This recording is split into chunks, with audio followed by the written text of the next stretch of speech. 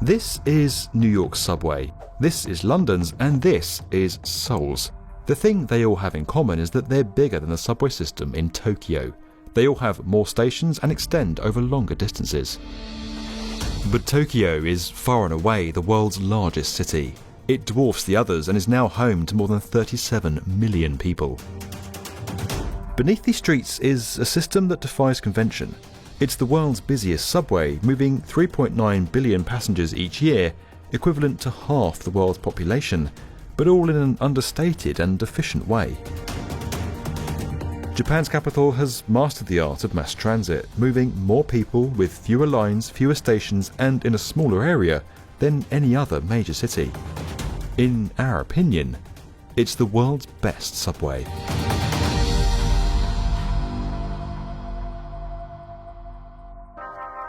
In 1927, Tokyo opened its first subway line. Since then, the network's grown to 13 lines across 2 interconnected systems that largely work as one. Tokyo Metro has 195 kilometers of track across 9 lines with 180 stations and moves 2.7 billion passengers each year. The Toei subway covers 109 kilometers of track across 4 lines with 106 stations and has an annual ridership of 1.17 billion passengers. We'll explain why they remain separate in a bit, but the core story of how this hyper-efficient transit system came to be actually goes back to when Tokyo was emerging from the end of the Second World War. The city needed to maximise its use of limited resources and wanted to avoid the kind of urban sprawl that was happening elsewhere, driven by a rise in car ownership. Tokyo was rebuilt as a city of cities, with loosely dispersed self-supporting centres across the metro area that could be gradually linked by an extensive rail network as the city grew.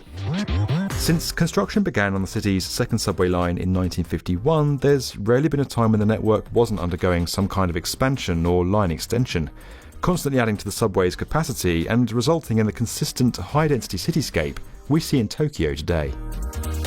By building a wide-reaching network that served virtually every part of the city proper, car ownership in Tokyo sits extremely low for the developed world, with only 0.54 cars per household, significantly less than cities with networks that primarily serve as shuttles between suburban areas and a central business district, like Chicago with 1.12 cars per household, or San Francisco with 1.10 cars per household.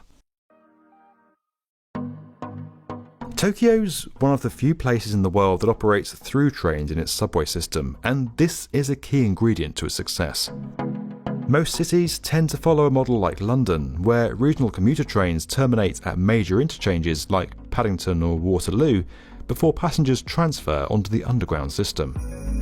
In Tokyo, new lines were designed to accommodate suburban commuter trains, allowing them to travel directly through the city centre and removing the need for passengers to navigate busy interchanges at rush hour. This improves efficiency and extends the subway's effective reach without the need for additional track or rolling stock. By entering into track-sharing agreements with the suburban rail companies, subway operators are provided with a continuous stream of revenue, allowing them to build new lines across the city, even when the existing lines are yet to become profitable.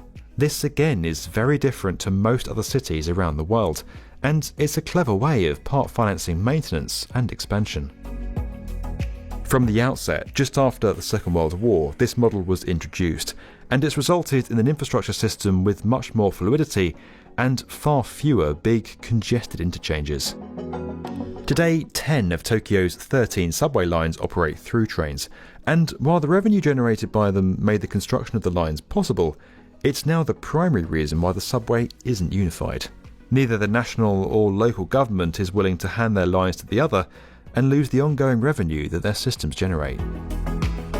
Despite being their own entities, the rollout of a common ticketing system in 2000 saw travel across Tokyo's mass transit network become much easier, and the introduction of the Pasmo smart ticketing system in 2007, which was made compatible with JR East's Suica system, meant that passengers only needed a single card to travel across the entire Greater Tokyo area. Smart ticketing systems are of course nothing new. London has the Oyster, Hong Kong the Octopus, and Sydney the Opal card. But Tokyo took things to a whole new level in 2013 making a further 8 smart card systems from across Japan, all compatible with one another. Japan is one of the world's technology capitals, but despite this, its subway system is no more reliant on technology to maintain efficiency than any other. Drivers will normally spend their entire careers on a single line, learning its intricacies and maintaining the speed needed to arrive at each station within a minute of schedule.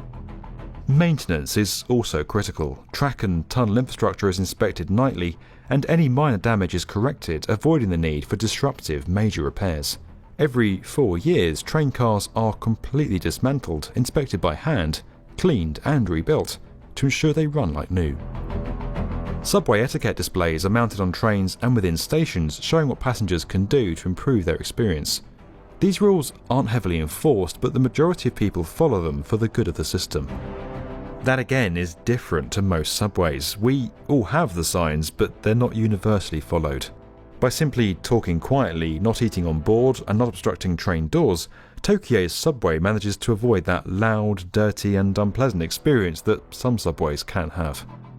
The city's built a system that's extensive, reliable and easy to use, and it's become so highly regarded among Tokyo citizens that ridership's actually increased year on year, despite the city's population falling since 2019.